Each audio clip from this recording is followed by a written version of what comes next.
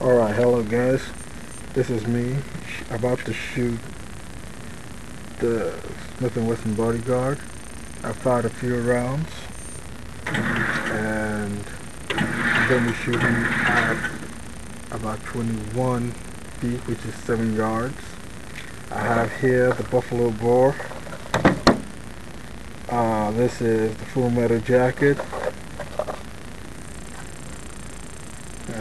And this is 95 grains. I also have the Remington right here. It's 88 grains, jacketed hollow points. So I'm going to be shooting the Remington first.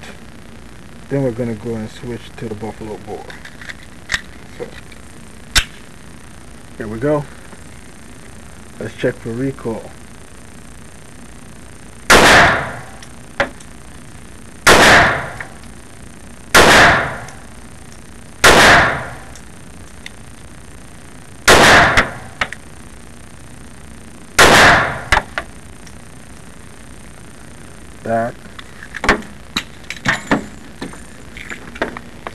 That was our Remington. Now we're switching to the buffalo bore, and we're going to make use of the laser this time. Pulse laser. See if we can hit it just using only the laser.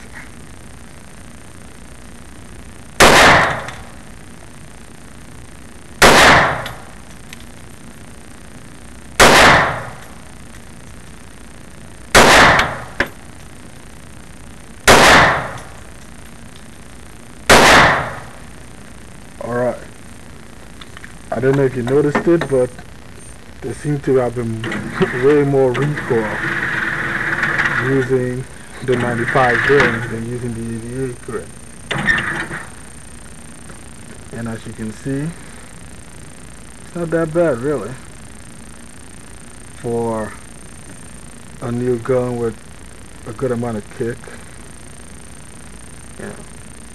I have to get used to this, but starting off, I don't think it's that bad. I'll shoot a few more rounds and